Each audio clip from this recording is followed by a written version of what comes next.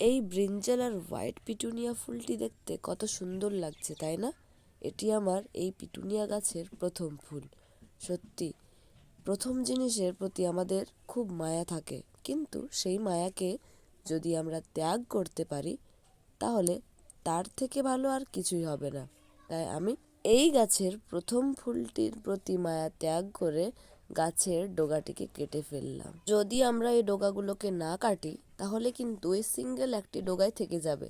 গাছে ভরে ভরে ফুল পেতে হলে তার ডগাগুলোকে সময় সময় কেটে দিতে হবে। আমার প্রতিটি শীতের ফুল গাছেই কিন্তু কলি চলে এসছে, তাই আমি প্রতিটি ডগা কেটে দিচ্ছি।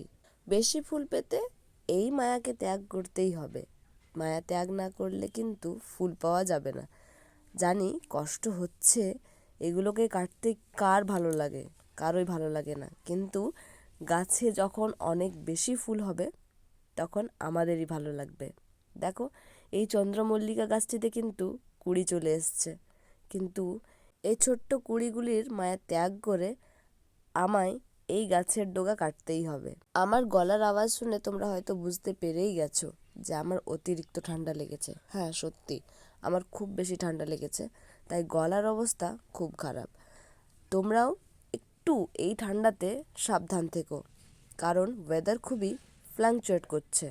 তাই একটু সাবধানে থাকো, সুস্থ থাকো। আজকে তাহলে আসি। হরে কৃষ্ণা।